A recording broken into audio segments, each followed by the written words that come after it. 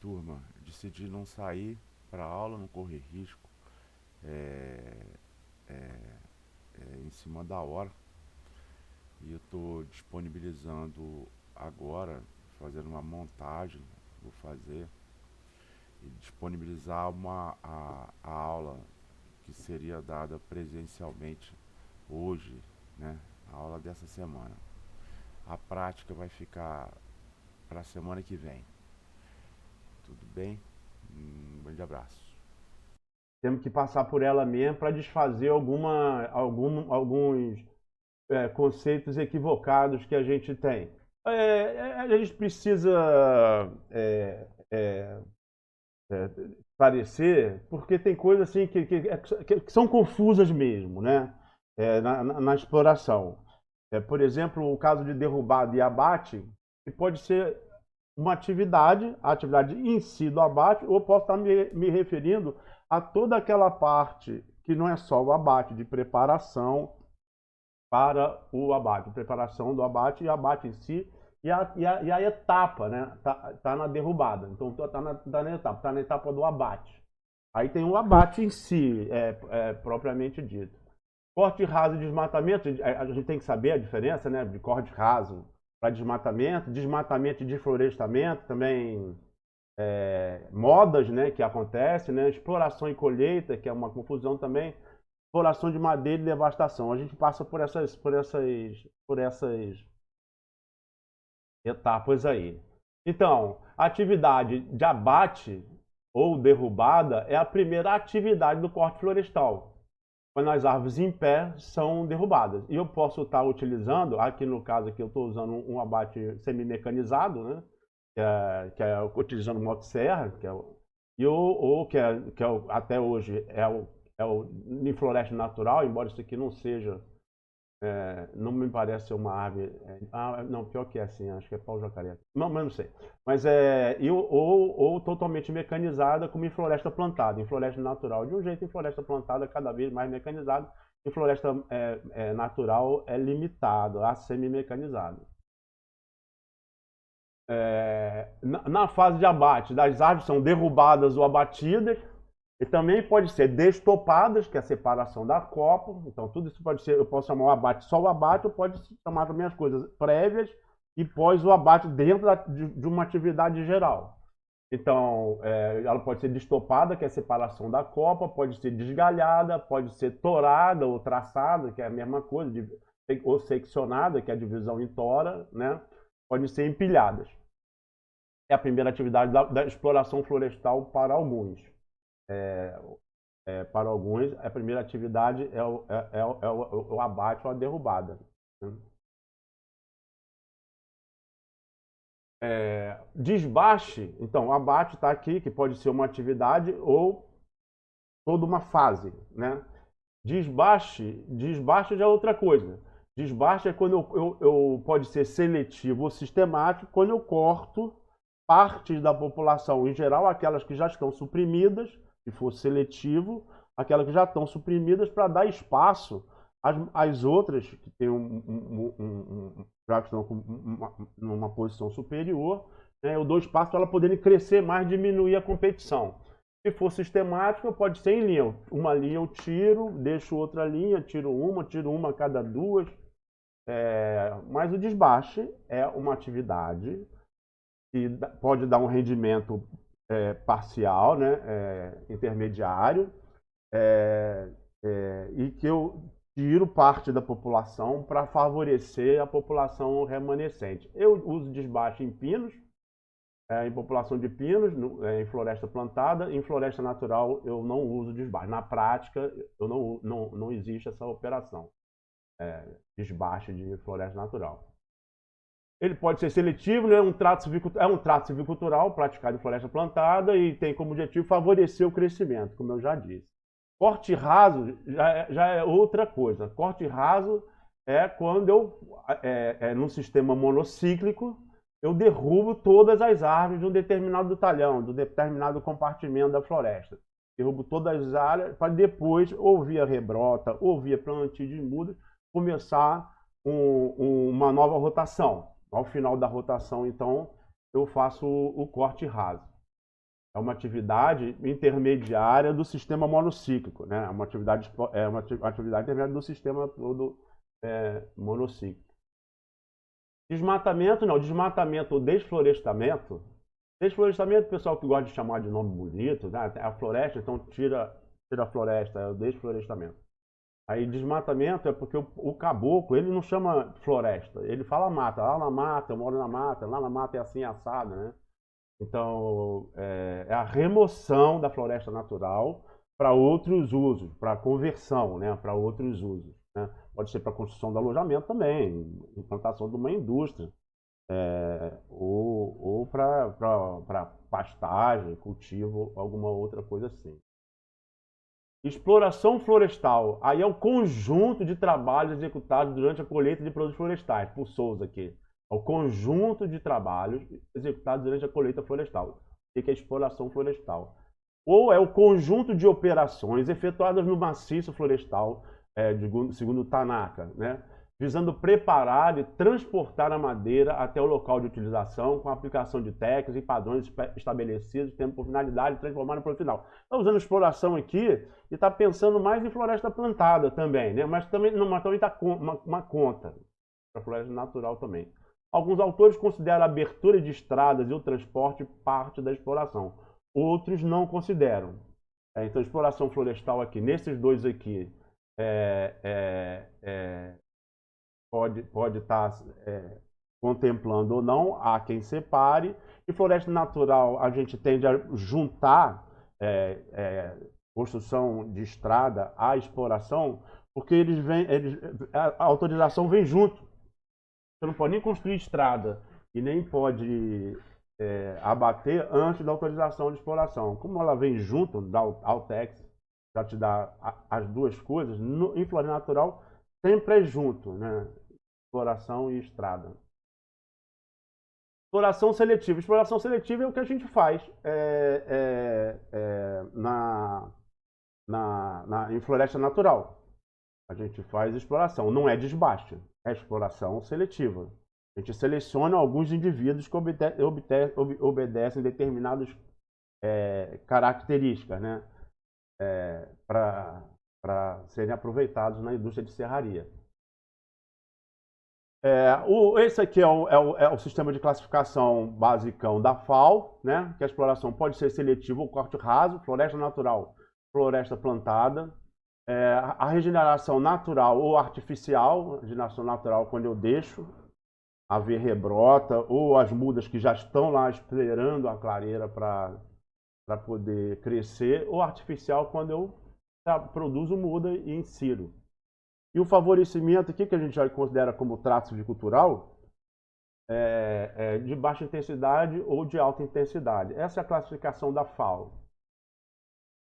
Quanto à exploração racional, exploração racional e irracional. Eu, pessoalmente, eu não gosto dessa divisão, porque o sacador de pau no mato, mesmo que ele não seja um empresário como o nome como o nome deveria sugerir, mesmo que ele não ligue para a técnica, ele faz a coisa da forma mais racional possível. Ele não joga dinheiro para ele. Ele acaba jogando porque ele não tem conhecimento. Mas ela não é irracional. A exploração que dita, quando se fala exploração irracional, está se referindo à exploração convencional. Eu prefiro chamar a exploração convencional. E a exploração racional, que eu falo, racional não é. Inclusive, quando se usou essa expressão aí, exploração racional, a exploração hoje ela tem muito mais coisa acima dessa dita racional aí, porque essa dita racional aí estava ali, com corte direcional, corte de cipó previamente, corte de liberação de fibra. Mas a gente já evoluiu muito, desde aquela época já evoluiu muito, principalmente com relação a SIG, né? A Sistema de Informação Geográfica, Modelo Digital Terreno, o que permite a gente trabalhar, se for racional, muito mais racional. Então a gente poderia chamar racional e mais racional ainda. Não. É só uma, eu chamo de planejada e uma com baixo planejamento. Aqui é só uma foto famosa, todo mundo já deve ter visto isso. Isso é uma exploração feita por sacador de pau no mato. sem planejamento de estrada, sem planejamento de abate, sem corda de cipó prévia exploração. E aí é esse tipo de visão que a rapaziada ambientalista usa para tirar foto e dizer que a exploração de madeira, o madeireiro acaba com a floresta. Realmente, o sacador de pau no mato, a floresta fica acabada, mas ainda é floresta ali. Não é desmatamento. Explorador de madeira, madeireiro, não desmata a floresta. Ele até pode causar até um impacto. Essa foto aqui foi selecionada, um trecho que estava especificamente detonado. Mas é isso aí, não é difícil achar isso numa exploração convencional. Mas não é desmatamento. Os madeireiros estão desmatando a Amazônia. Não, madeireiro não desmata muito, porque ele não é burro também.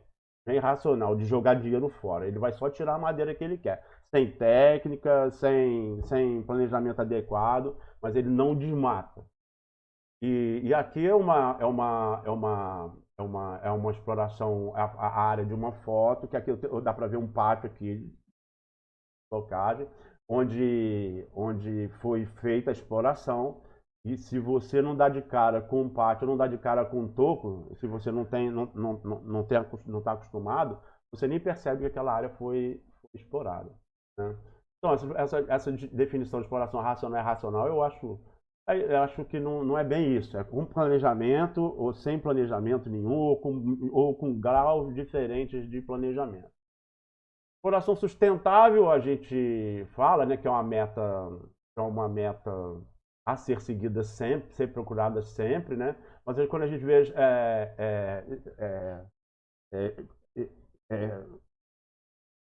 quando a gente vê que quando a gente compara as duas, a gente poderia chamar que essa daqui, com certeza, é muito mais sustentável que essa. Essa daqui, o impacto na floresta e a economicidade, a produtividade, a redução de custo da exploração, né, torna ela muito mais sustentável, tanto ambientalmente quanto economicamente.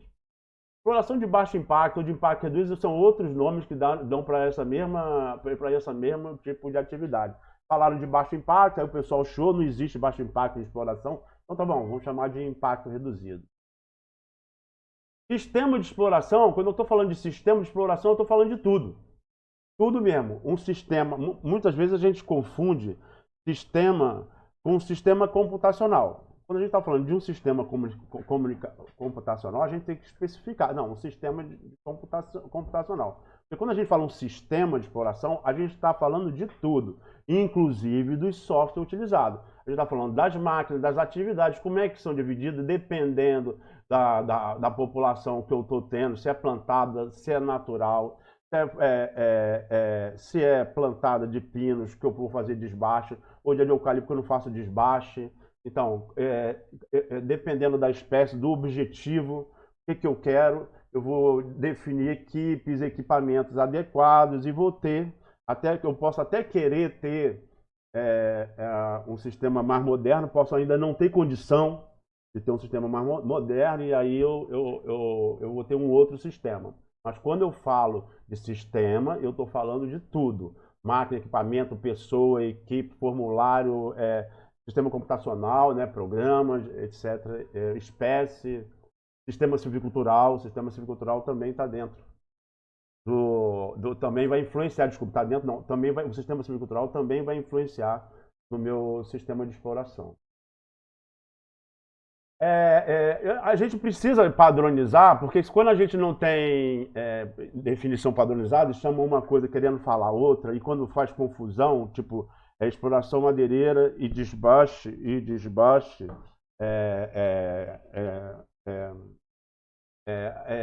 às vezes pode dar confusão. E quando eu estou falando de derrubada como atividade, como etapa, né? Se eu estou falando como etapa, então é a derrubada mesmo, o abate, mas também pode ser o destopamento, o seccionamento, né? O descascamento, o empilhamento, tudo isso fazendo parte da atividade de abate. Então, você está falando da atividade ou está falando da fase? E aí, isso pode dar confusão na elaboração de contrato, dando mais trabalho para os termos de referência. Você, então, quanto mais tiver definição vaga, um fala uma coisa, o outro fala outra, mais importância tem o contrato e os termos de referência. Quando você está entrando numa concorrência para fazer algum serviço, onde houve uma licitação pública, né, você, às vezes, você tem um termo de referência que é pequeno, que é curto. A gente pode pensar que um termo de referência curto é melhor, assusta menos. Quando a gente pega, fui contratado para executar um serviço. Aí me contrataram e me deram lá o termo de referência, para eu executar. Se eu vejo um termo de referência cheio de página, eu posso pensar que, puxa vida, caramba. Aí se eu vejo um termo de referência mais curtinho, eu posso, oba, beleza. Não, isso é ruim, é um equívoco. Justamente porque você tem expressões que podem significar coisas diferentes, um termo de referência vago pode ser um problema, porque você pode achar que fez, e quando submete o relatório de execução ao órgão ao contratante que vai autorizar o pagamento, ele dizer, não, mas não é isso que eu quero não, o conceito dele era outro.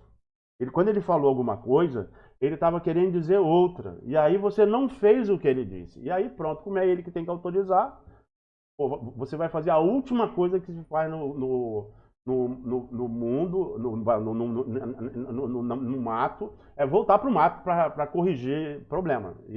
Essa volta é um prejuízo danado. Vai estar lá, tem toda uma logística para chegar lá, para fazer e depois terminar e entregar. Quando o termo de referência é vago, às vezes faz parte do contrato, às vezes não faz parte, aí você tem que procurar elaborar um plano de trabalho, onde no plano de trabalho as atividades vão estar muito bem definidas, o que vão estar muito bem definidas, para que seja aprovado pelo contratante, para que você não tenha problema futuro, certo? Se não, é melhor você ter um termo de referência cumprido mesmo, cheio de detalhe para não dar erro. O quanto que aquilo vai dar trabalho é o preço que vai ser cobrado, não tem nada a ver. Dá trabalho mesmo. Quanto mais trabalho der, mais dinheiro vai rolar. Agora, termo de referência ou contrato vago é o pior dos mundos. É o pior dos mundos. Não se pretende isso não. Não se deve pretender. Tem que deixar passar. Então, talhão e compartimento, às vezes usa uma coisa, às vezes usa outra, né? Eito, talhão, compartimento. No caso de floresta natural, com floresta plantada, tem mais expressões que usam, porque é da iniciativa privada mesmo, é característica da iniciativa privada, do sistema cultural, da empresa, das pessoas que a constituem, das pessoas que fazem a sua história. Então, tem mais expressões, né? Mas em floresta natural, não. Em floresta natural, como a floresta natural tem uma lupa enorme, a exploração de floresta natural, exploração sustentável, vamos dizer assim, exploração sobre manejo de floresta natural, tem uma lupa bem grande, aí tudo tem que ser muito definido. Quando você pega uma instituição normativa que trata da regularização, da regulamentação da atividade de exploração ou de manejo, as primeiras páginas são só de definição.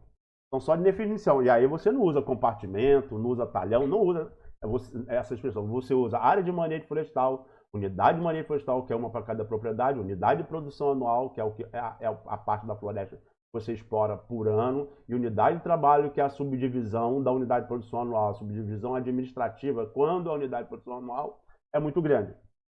Então, essa definição aqui, nesse ponto, só nesse ponto, um dos poucos pontos que a regulamentação da atividade em floresta natural oferece vantagem, porque todo mundo sabe o que está falando, todos usam a mesma expressão. Já colheita e exploração, não.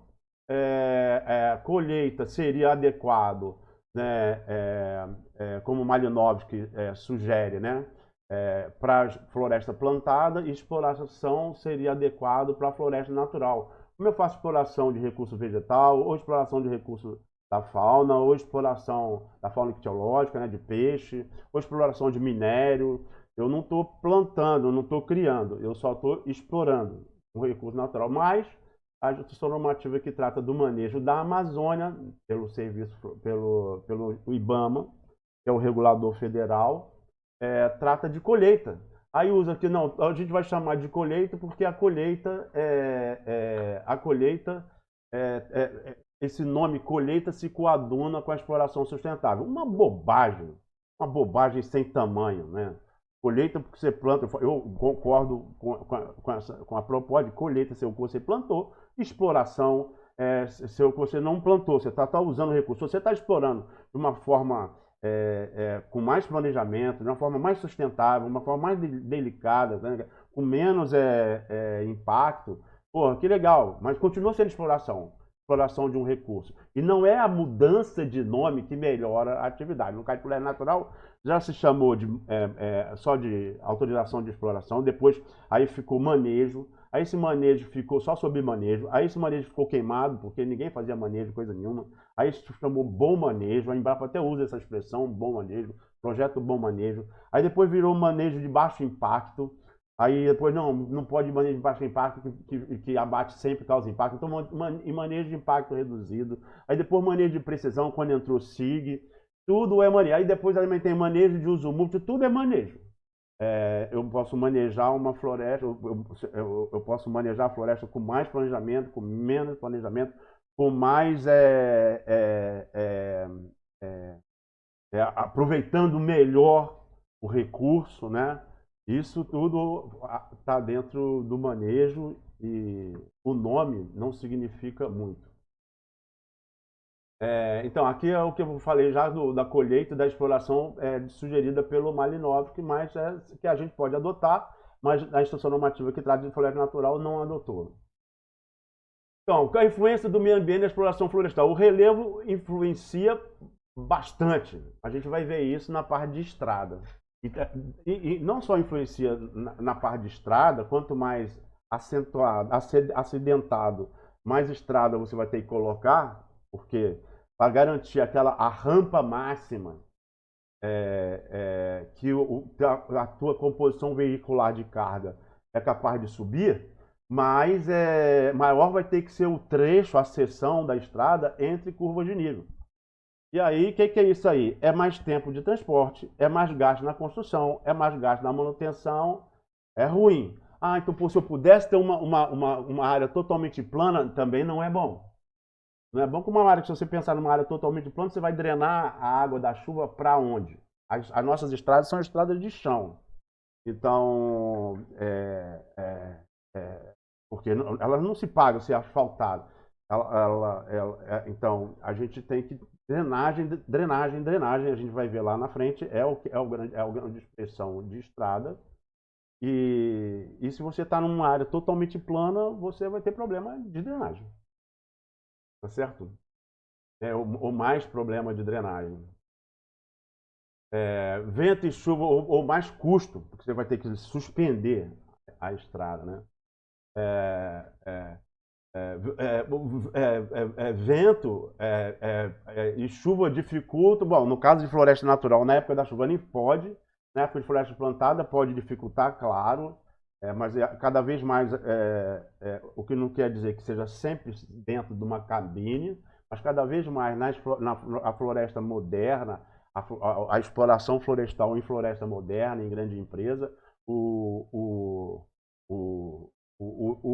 indivíduo, o operador, está dentro de uma cabine refrigerada, né, climatizada, mas tem quando tá chovendo, e aí for plantio de eucalipto, por exemplo, a celulose, trabalha 365 dias por ano, e aí quando está chovendo muito, tem que continuar trabalhando. Aí tem escorrega, tem rola, tem patina, tem aquelas coisas natural de chuva, influencia sim.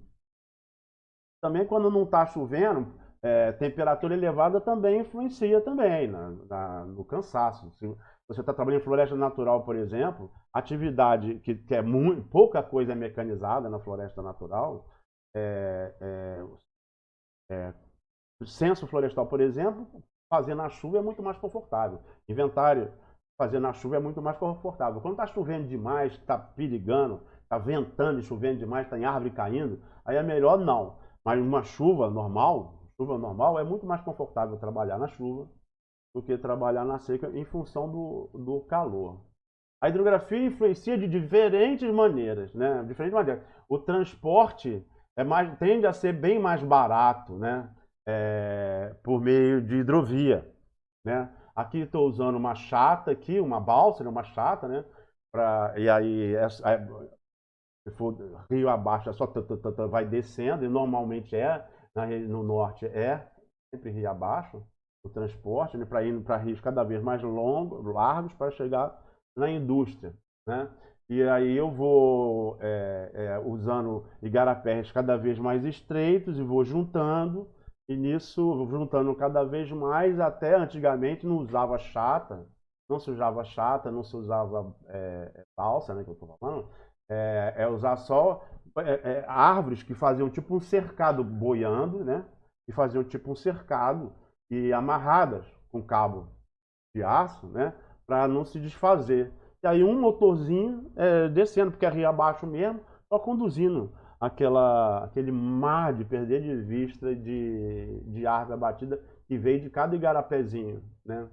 A gente chama da exploração de várzea a exploração de até 500 metros acima do nível do leito do rio, onde a árvore é abatida e vem para o igarapé. Depois, quando vem a cheia, isso é feito na seca, quando vem a cheia, muita coisa já fica boiando, outras coisas têm que ser arrastadas para a beirada, e quando árvores que têm densidade maior, que não vão boiar, são amarradas em árvores que boiam, não é? A hidrografia também influencia na APP nos dois casos. A APP em floresta plantada faz sentido, área de preservação permanente, porque é um corredor ecológico, ela mantém o leito do rio no lugar certo, né? Então evita assoreamento. É importante, em floresta plantada a APP é importante. Em floresta natural, a APP não faz o menor sentido, porque você não desmata. Tá certo? Você não poderia construir uma estrada. Até você pode cruzar a APP com uma estrada, você faz uma ponte e tal, mas você não pode explorar na APP. Não poderia também construir um pátio na APP em geral. Às vezes você tem um porto ali, né? Aí tem que ter mesmo, tem que desmatar e tem que conter. Você não pode desmatar a APP. E aí, no caso da importância da APP em floresta plantada, que seria corredor ecológico para manter o rio no lugar e para topo de morro, zona de captação, no caso de floresta natural não tem desmatamento, então não faz menor sentido o APP e a gente tem uma perda de rentabilidade da área porque a APP é bastante considerável, né? Pega até, sei lá, pega uma porcentagem super considerável da área que a gente poder explorar. A influência da exploração florestal no solo. A gente tem sim, de compactação, de erosão e de exportação de nutrientes. No caso de floresta plantada, eu tenho que repor. Não tem outro jeito. No caso de floresta natural, não. O trabalho de Souza e Jardim viram que o que a floresta recebe de aporte é mais que o suficiente para reduzir o que ela exporta com a exploração. Inclusive porque a exploração é super seletiva. A gente tira muito pouco da floresta. A erosão, sim, eu posso ter, no caso de floresta natural ou de floresta plantada, né? Se tiver chuva, se tiver tudo desmatado em corte raso, eu tenho que tomar determinadas atitudes, por exemplo, botar resíduo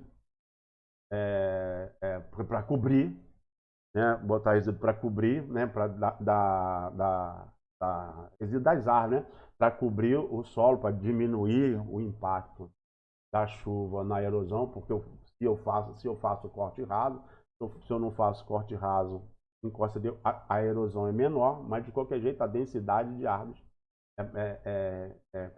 fica abalada em explorações parciais, e aí eu posso sim ter erosão. No caso de floresta natural, eu posso ter erosão em estrada, se eu não faço a manutenção adequada, né? A estrada pode até acabar virando um dreno, né? Que a água começa a rolar ali, começa a criar sulco, e aí cada vez mais água por ali, aí eu posso ter problema mesmo, né? E no caso de compactação, sim, eu posso ter reduzir isso, porque eu não quero. Compactação é uma coisa que é ruim para o solo, tanto de floresta natural como floresta plantada. No caso de floresta plantada, eu reduzo usando esteira, por exemplo, ou usando pneu mais largo, né? Tem pneu de trator, como a gente vai ver, de trator de máquina florestal, que é super largo, né? Então, reduzindo, então, distribuindo melhor o peso, né? Então, reduzindo a compactação. A outra coisa, em floresta natural, eu reduzo a compactação também, não trabalhando, não explorando, não trabalhando não, não explorando na época da chuva, quando o solo, na maioria argiloso, está sujeito à compactação. Eu exploro quando ele está com déficit hídrico. Inclusive, quando eu estou planejando a exploração, eu olho lá no balanço hídrico qual é a época que eu tenho solo com déficit hídrico. E aí a água, claro, né? A água, aí é o ciclo da água que a gente viu, né? Então aí a gente já trata disso quando a gente trabalha com APP, Área de Preservação Permanente, em floresta plantada, em floresta natural não faz sentido, porque a floresta está toda lá. A gente faz um abate um pouco mais intenso do que o abate que a própria natureza faz. A própria floresta está o tempo todo derrubando árvore, o tempo todo derrubando árvore, e a árvore quando cai na floresta faz uma arregaça muito maior porque não tem corda de cipó. Não tem corda de cipó. Ela cai para onde ela quiser, ou para onde a natureza, a física mandar. Não tem corda de cipó, então o arregaço é muito maior do que... e quando ela cai, não tem corte direcionado também não tem direção de queda. Então, a gente faz isso.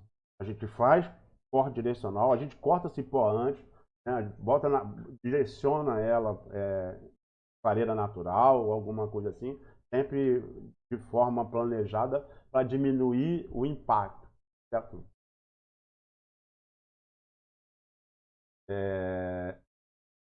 Aqui a gente tem um exemplo do que pode dar quando a gente desmata tudo, né? A ideia aqui era ter pasto, né? E olha o que aconteceu. Já foi completamente o leito do rio, assoreamento, o leito do rio, Vossoroca em pleno desenvolvimento, né?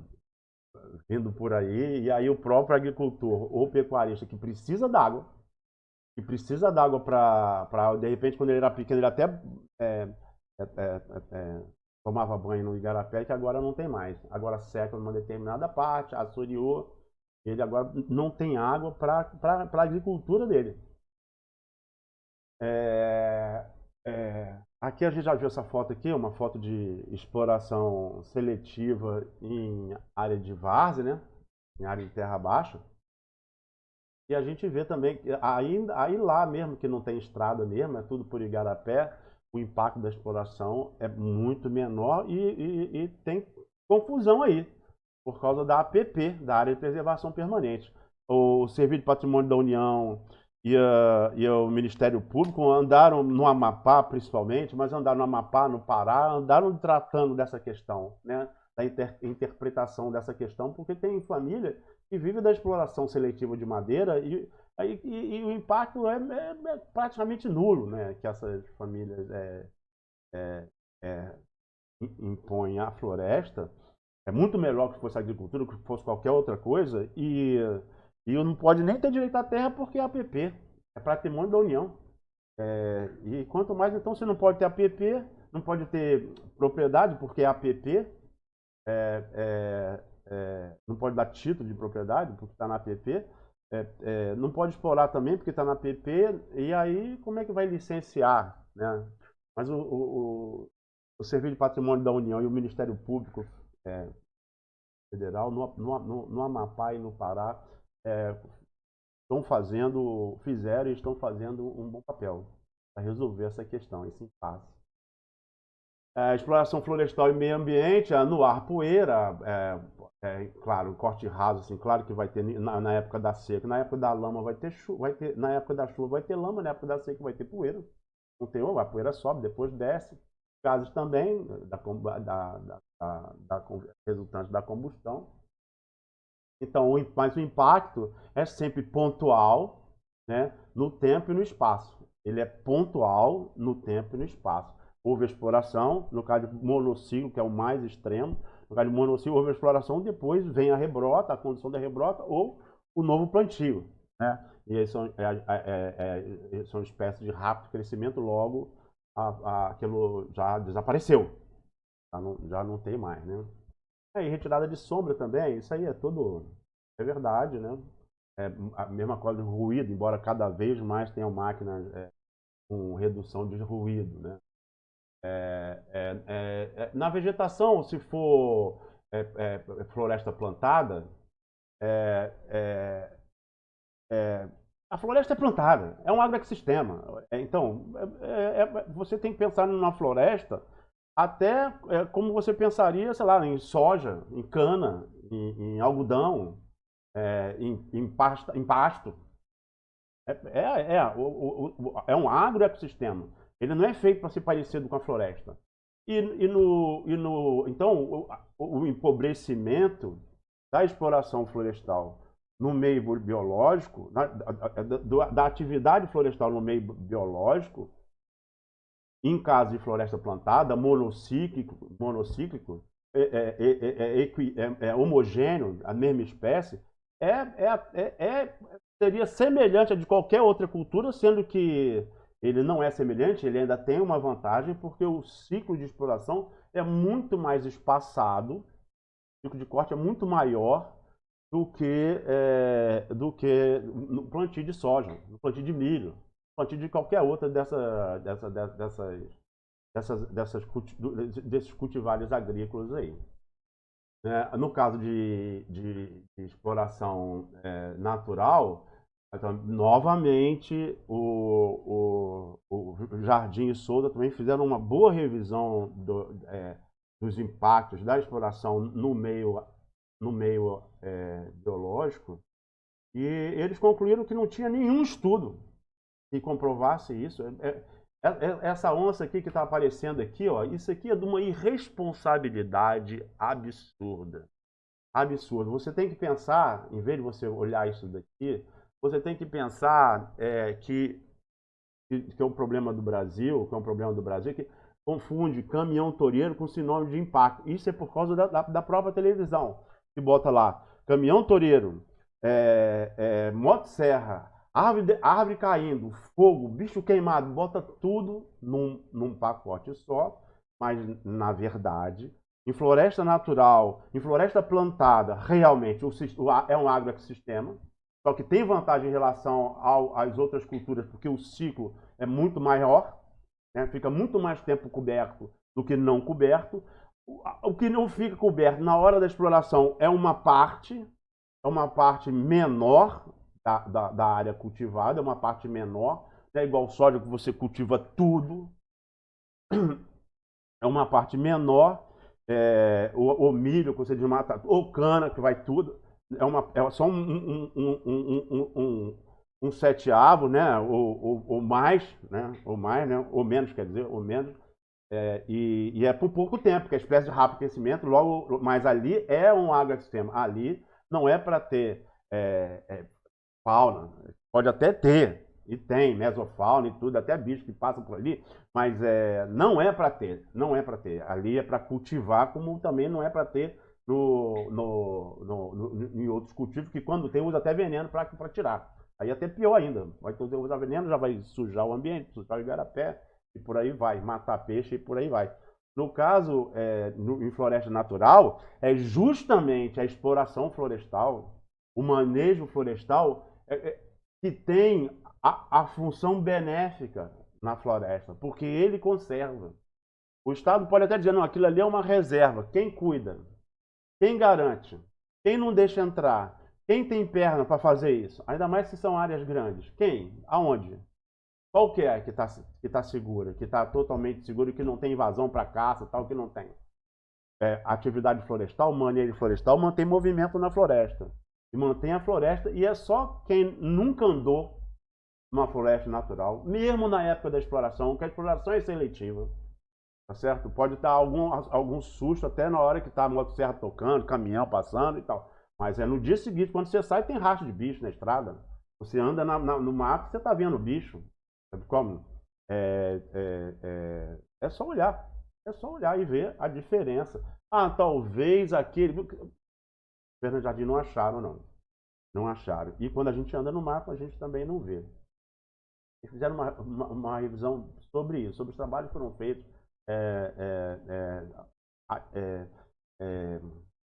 identificando impacto na fauna, impacto da exploração na fauna. É lógico, se eu vou abrir um pátio numa área, um pátio de estocagem, e eu abro vários pátios numa área, a legislação limita em 0,7% a área de pátio e floresta natural. 0,7% é o máximo. A gente não usa isso, a gente usa bem menos que isso. A gente usa de 0,4, 0,5. Mas naquela área do pátio ali, cara, se tiver um ninho, se tiver um buraco de tatu, que tiver ali, cara, vai rodar. Vai rodar, porque não, a gente nem dá para ver isso. Eventualmente, às vezes a equipe vê, aí joga um pouco para lá, mas aquilo ali é completamente insignificante em relação... Tá, se for um ninho de arpia, né, cara? Aí não, tudo bem, gavião real, pô. Não, essa árvore aí não cai de jeito nenhum, deixa aí, afasta, não deixa segurar e tal. Mas fora isso, é da lei, cara. É como eu falei. A gente tira um pouco mais do que a natureza já tira. Já tira o tempo todo. O tempo todo está caindo árvore. É quando cai a árvore que dá a chance de espécies que precisam de insolação, de luz direta, poderem crescer, se desenvolver, fazer sua relação com a meso e macrofauna e se disseminar, se reproduzir, se disseminar, se dispersar e se disseminar. Aqui, exploração florestal versus meio antrópico, sim, a gente tem impacto na paisagem, no caso de floresta plantada, mas como falei, uma pequena parcela em relação à área toda objeto do manejo. Pelo contrário, você está tanto em floresta plantada quanto em floresta natural, em função da evapotranspiração, o impacto é menor e o clima também é mais agradável. O clima é mais agradável quando você tem a substituição, né? Quando você tem pasto, quando tem alguma outra coisa assim, que a insolação é direta, né? Esse impacto visual aí é pontual e é por um tempo limitado. É pontual e no tempo e no espaço. No caso, aspectos socioambientais, poxa vida, a atividade florestal ela é uma promotora de emprego. No caso de floresta plantada, vem reduzindo a quantidade de emprego, pode-se reduzir a quantidade de emprego se a empresa não cresce. A tendência das empresas é crescer cada vez mais, então cada vez mais promover emprego. Mas reduz a quantidade de mão de obra porque tem cada vez máquinas mais produtivas, mais especializadas. Porém, aqueles contratados são mais especializados e ganham mais. O salário aumenta. Quem dera que a gente não tivesse nenhum peão orelha seca no Brasil, que todo mundo ia ser técnico mais elaborado e com salário melhor. No caso de floresta natural, não. No caso de floresta natural, não dá. Até o abate, parou em semi-mecanizado. O impacto é bem pontual. Não dá para botar uma máquina grande lá para derrubar a árvore, para pegar a árvore, não dá. Só para arrastar, aí pode. No traçado pré-definido, que causa o menor impacto possível, né? Agora, qualquer outra atividade, no caso de floresta natural, que a tendência, primeiro foi só explorar madeira, depois foi explorar madeira e resíduo da madeira, resíduo lenhoso da exploração. Aí já é mais gente, é mais emprego e mão de obra. E aí, se for querer explorar outras coisas, por exemplo, as orquídeas, bromélias, das copas, das árvores que estão sendo picadas para produção de energia, ou explorar semente, planta, cipó, seja lá o que for explorar, mão de obra, mão de obra, mão de obra, mão de obra, mão de obra, mão de obra. Aí o impacto é muito legal. A atividade florestal, em geral, está depois da fronteira agrícola, a agricultura não chegou ainda, a atividade florestal está mais para lá ainda, mas ela chega dando emprego e carece de muita mão de obra mesmo. Em relação à proteção do indivíduo, a gente vai ver isso em ergonomia, mas já está cada vez mais, cada vez melhor, né? a proteção do indivíduo. No caso do abate aqui, que é semi-mecanizado, é a parte mais perigosa, por isso que tem todo um gradiente de formação do motosserrista para ele abater, mas o cuidado na exploração planejada é a única coisa que a produtividade é menor. Na exploração planejada, a produtividade, o custo de produção é menor, né? A produtividade é maior, o custo de produção é menor, né? Na exploração planejada, mas o abate, ou a derrubada, o abate, aí ele é menos produtivo. O custo de produção é maior, por causa justamente da questão de segurança. Não só a indumentária do indivíduo, mas também a melhoria do equipamento, cada vez mais moderno, mais silencioso, menos poluente, né? Mais ergonômico, com menos vibração, mais leve, cada vez mais nessa atividade aqui, que em floresta plantada cada vez menos presente, em floresta natural parou aí. O negócio é melhorar a condição aí. Existe também uma expressão que é aquela coisa das modas. Também teve uma época que o cara de floresta natural chamava de explotação, plano de explotação. Que bobagem. Aqui é aquela coisa de ficar procurando o nome para ver se não pega tão mal. Ou você assume a engenharia florestal, a exploração do recurso e trata bem, trata com cuidado, né? Ou então esquece, não adianta ficar mudando o nome, né? Extração florestal, até a disciplina chama extração, colheita, não. Extração é uma etapa da exploração que a gente chama de transporte primário. Pode ser via arraste, certo? Ou pode ser via baldeio, né? Que a madeira é suspensa, né? A madeira é toda transportada em cima, né? No forwarder, que é um trator, né? Feito exclusivamente para isso, é off-road. Ele não está andando em estrada. Caminhão anda em estrada, carreta anda em estrada. A composição veicular qualquer anda na estrada. Mas a extração florestal, essa parte aqui, a primeira parte lá, que é o transporte primário, que é o quê? Da zona de corte até a estrada ou da zona de corte até o pátio. Pode ser feita via baldeio ou pode ser feito via arraste. O tipo de floresta é decisivo na escolha do sistema de exploração, é mesmo, mas a gente só tem pacote tecnológico bem definido para florestas amazônicas e para caatinga. Também tem um monte de variação.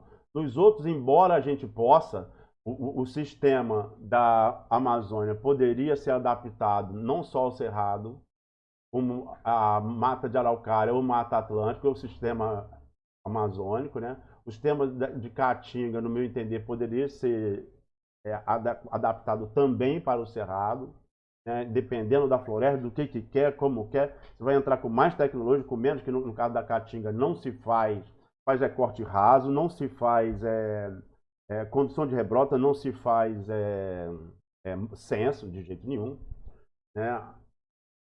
E é isso. E no caso da Amazônia, não, é mais caro porque é obrigatório o censo. Então a gente poderia usar, o pacote da Amazônia poderia ser usado tranquilamente na Mata Atlântica, não é utilizado por falta de juízo. Tem até uma cópia parecida, tem até um sistema, para ser justo, com o INEA. O INEA até tem uma coisa parecida, o problema é a limitação de área de manejo, a limitação de área de manejo. Então sempre fica a limitação do rendimento, a limitação da atividade como sendo uma coisa atrativa, né, para se preferir a floresta em pé e o uso e exploração da floresta em pé. Se a gente comparar a Mata Atlântica com a Amazônia, a gente não tem mais nada de Mata Atlântica, né? Já tem só um pouquinho, mas se a gente vê o que a gente tem no sul da Bahia, no extremo sul da Bahia, se a gente vê o que a gente tem florestas que o detentor dela, o dono dela, em vez de ficar fazendo RPPN para ganhar algum dinheiro em ecologia, botar um hotel, ela podia também ganhar dinheiro com exploração seletiva de madeira, tornando a atividade mais interessante ainda. Então, o que a gente acha que a Mata Atlântica tem só um pouquinho, para alguns países pode causar inveja. País que não tem. Aí se fosse dele, se o país tivesse juízo, ele tivesse a Mata Atlântica dele, ele com certeza iria explorar de forma sustentável, iria explorar de forma com técnica, mas ia explorar com certeza. Nas florestas amazônicas a gente tem a várzea, a exploração mais tradicional da várzea, né? E terra firme é onde tem mais, é o consenso, antigamente era 90% do volume saía da várzea, hoje não mais, quase nada sai da várzea. Tem muito problema legal também, né, na várzea, para legalização da várzea, como eu falei, né? A exploração é mais em terra firme, né? De transporte terrestre, né? Nos dois casos, a exploração seletiva, como eu falei, feita direito, quem não conhece não sabe, que ali não percebe que ali teve exploração, não tem nada a ver com a atividade madeireiro desmata Amazônia, isso é de uma ignorância, de uma estupidez sem tamanho, a não ser que tenha origem eu imagino que seja, na época que não tinha exploração de terra firme, o cara recebia dinheiro do Estado para desmatar, incentivo fiscal do Estado para desmatar, tocar fogo e plantar pecuária, por exemplo, ganhava dinheiro da Sudão para fazer isso, não é? E aí o cara, para aumentar o rendimento, ou diminuir o custo da exploração, ele vendia madeira. Aí o madeireiro chegava lá, fazia uma exploração seletiva. Mas esse madeireiro, ele só fazia uma exploração seletiva na área que depois ia ser derrubada e queimada. Mas quem derruba e queima é o pecuarista, é o agricultor, não é o madeireiro. Quando o cara fala uma coisa dessa, quer dizer que ele não tem a menor ideia do que ele está dizendo. Madeireiros desmatam. Não tem a menor ideia da estupidez que ele está dizendo, da ignorância que significa isso. E é ruim porque a nossa atividade, apesar de ser legal e apesar de ter muita diferença de técnica, de engenheiro florestal para engenheiro florestal, tem muita diferença de floresta que você fica emocionado, vendo um caminhão toureiro passando direto e tu fica, caramba, que floresta bem tratada, que floresta boa, cara, que coisa legal. Devia poder explorar fauna aqui também, cara, poder essa coisa produzir bastante dinheiro, né? A gente, em vez da gente fazer isso e bater com orgulho, a gente tem um tratamento pela sociedade em geral completamente injusto e contraditório, porque é essa sociedade que demanda tanto papel de floresta plantada, papel para livro, para tudo, essa dá para fazer panfleto contra a exploração da madeira, panfleto contra o deserto verde, né? Usa o papel lá. O papel da floresta plantada. Ou demanda, puxa, essa madeira aqui é de mogno, puxa, essa madeira, pô, castanheiro, gostei muito de angelim pedra, pô, tô com uma cama ali. Então, a sociedade é hipócrita, porque ela demanda, existe atividade, porque a atividade é para satisfazer uma demanda. E a gente está zilhões de anos-luz evoluído, tanto na floresta plantada quanto na floresta natural, e para a sociedade ainda é uma atividade ilícita, é legal, mas é considerada ilícita pela sociedade de um modo geral. Aqui eu estou falando de terra firme de várzea, mas isso aí é a mesma coisa que falar Amazônia. Não, a Amazônia, qual a Amazônia? Está falando da várzea da terra firme. Pô, para. Só aqui na floresta ombrófila densa, eu tenho um monte de tipo de floresta, um monte de tipo de variação de floresta. Não é? Uma variação topográfica, né? Variação de ambiente, variação de composição, a floresta mais aberta, mais fechada, mais alta, mais baixa. E aí eu tenho que tratar ela de acordo com ela, com o sistema silvicultural adequado, e nós cada vez dominamos mais isso. E aqui, no caso aqui, só para dizer, só em floresta aberta, floresta densa, quantas variações a gente pode usar? Em floresta aberta, ombrófila aberta também, quantas variações que eu tenho aqui, ó, com cipoal, ou como ela é aberta em cima, como ela é aberta em cima, então ela é densa embaixo. Então tem muito mais, aqui não, aqui a tendência, ela densa em cima, tem um subbosque mais limpo, mais ralo. Uma floresta aberta não, tem um subbosque mais denso.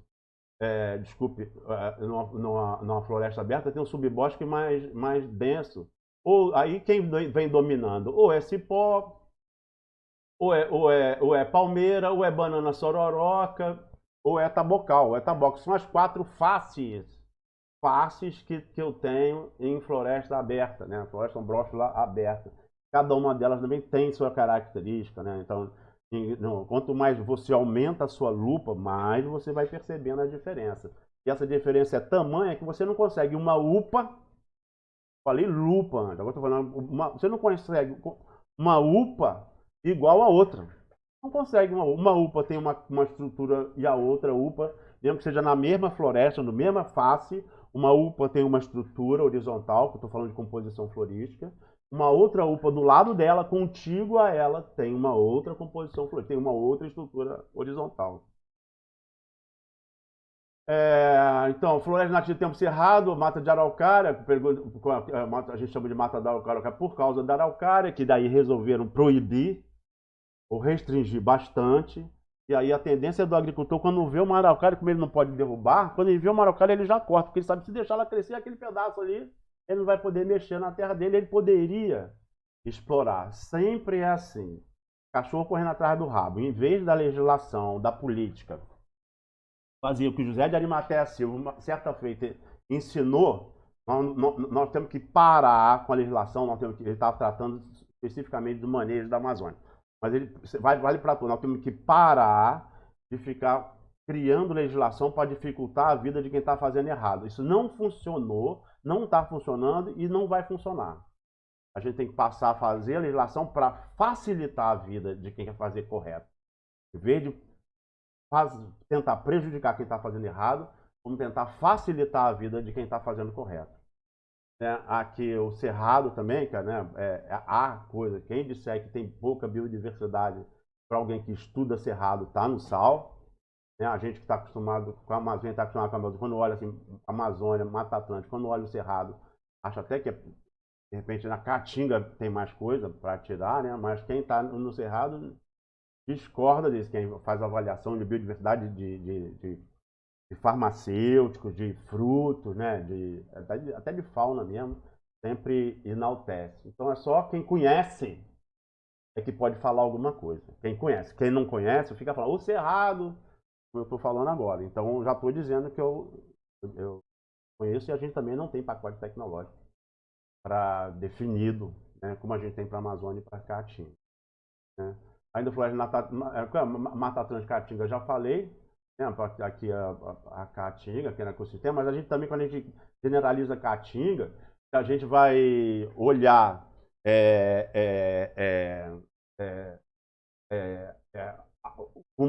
ampliando o zoom no tipo, então nós temos vários tipos. No bioma, que é um bioma eminentemente brasileiro, está todo dentro do Brasil, mas a gente tem vários tipos de Caatinga, não só no IBGE classificando, como a Associação de Plantas do Nordeste também, que produz muita informação acerca dela. Né? Então a gente também não pode pensar, só porque está olhando a Caatinga assim, pensar que a gente está tratando com uma coisa simples. Apesar do corte raso ser o pontual também, numa parte, ser o método, né? Tem um monte de produtos, um monte de dinheiro. Às vezes você pode tirar um produto só e esse produto valer muito dinheiro. Fora que ele é um elemento importante na matriz energética da região, né? Para uso doméstico, né? Não é como na Europa, que é para calor, né? Produção de calor, mas é para uso doméstico, para cozinha, né? É super importante o uso da lenha na fabricação de alimento, na cocção de alimentos no Brasil. É super importante, não é só na Caatinga não, no Brasil. Mas aqui a Caatinga mostrando lá. No caso aqui está botando uma vaca aqui, mas é um bezerro, né? Mas é um boi, né? Mas para a Caatinga, inclusive, é muito mais adequado ovino e caprino. Se o boi morde sede, ou dá trabalho, não come, tem que arrumar ração e tal, com a seca, que é natural da Caatinga, a floresta da Caatinga, ela é muito mais, lógico, ela é adaptada, é a expressão máxima da natureza para aquele ambiente. Então as espécies da Caatinga estão acostumadas com a seca prolongada, elas continuam vivendo e sobrevivendo. E aí, nesse caso, o ovino e caprino são plenamente adaptáveis ao manejo da Caatinga. O bicho entra e dá o jeito dele. Ele dá o jeito dele. Pode até não ganhar peso, mas não perde. Sobrevive. Ao contrário da vaca branca, no caso aí essa aí não é branca, mas ao contrário da vaca, da pecuária bovina, e sempre carece de energia, e não raro o cara tira dinheiro da ovina, da caprino ou da mata para poder sustentar a vaca em hora ruim. Aí floresta plantada no Brasil, a gente está falando principalmente de pinos e eucalipto, né? Eucalipto é quase tudo, dos 8 milhões de hectares, dos cerca de 8 milhões de hectares que a gente tem de floresta plantada, que produzem muito mais, para ver o potencial da floresta natural, né? Que produzem muito mais do que floresta plantada, em termos de dinheiro, de volume, de tudo. O eucalipto é a maior parte para a indústria de papel e celulose. O resto existe. Inclusive tem gente no Mato Grosso, tem gente no Pará, na BR-163, que tentando plantar guimelina. Olha só, guimelina em área convertida para fugir da perseguição dos órgãos ambientais. Quer saber? Eu não quero mais mexer com isso, não. Eu vou pegar uma área, vou desmatar e vou plantar. Por exemplo, guimelina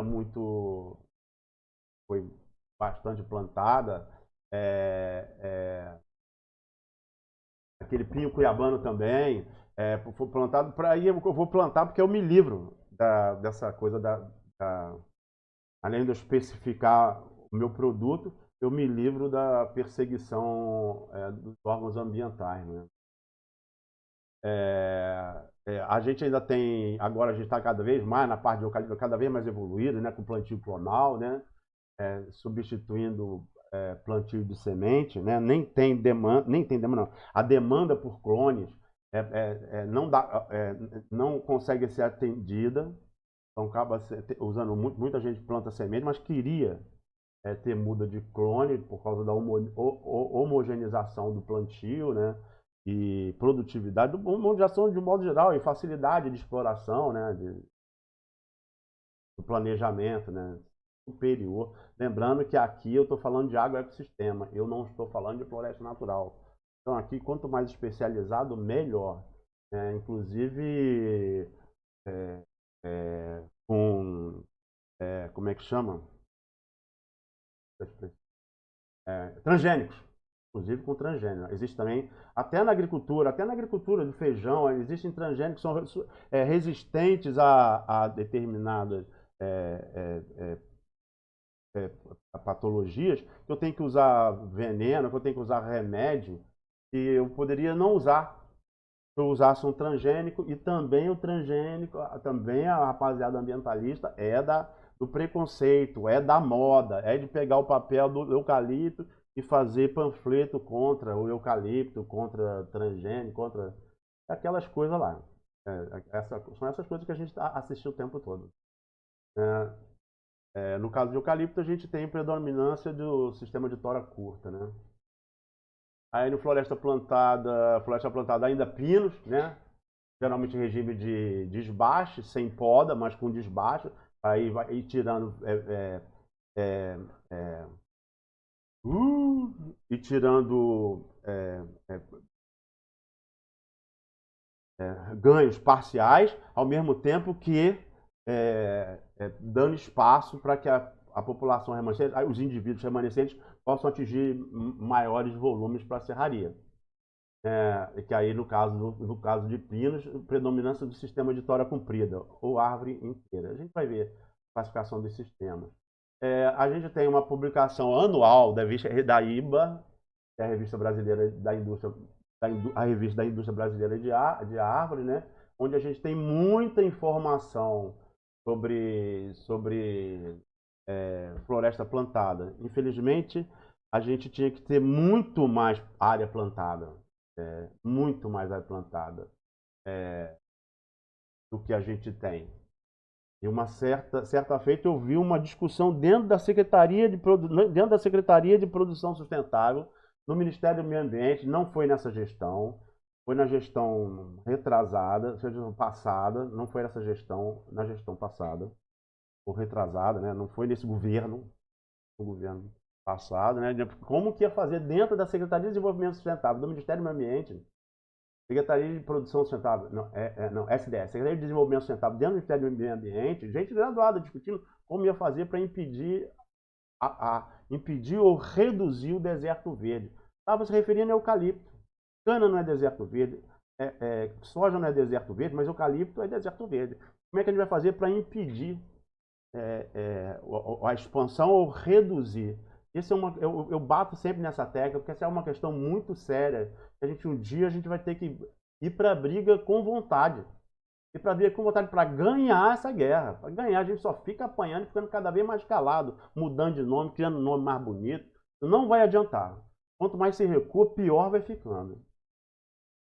Então, ainda recurso humano, exploração ocupa muita mão de obra no caso de floresta natural, tendência crescente de mecanização no caso de plantada, e há uma diferença grande, como eu já falei. E os cuidados são crescentes, né? No caso da exploração, com água potável, com refeição quente. Eu acho até que, pessoalmente, eu acho que se a refeição quente é um exagero em floresta natural. Lá vai o cara com a vanzinha, sei lá, com uma caminhonete, com uma picapezinha, com quentinha, distribuindo quentinha, pô, um calor danado. Eu acho que o peão não faz isso na casa dele. Ele não faz isso na casa dele. Pô, bom, mas tudo bem, que seja. Uma refeição quente, sanitária e condição, isso é fundamental, sanitária e condição de higiene. Primeiros socorros, remédio, transporte adequado, com certeza, transporte adequado, local para descanso, tratar bem aqueles que você precisa, né? Dependendo, quanto mais mão de obra e quanto tem mais risco, e por isso tem que se, como eu estava falando lá do motorista, por isso tem que se tomar cuidado, né?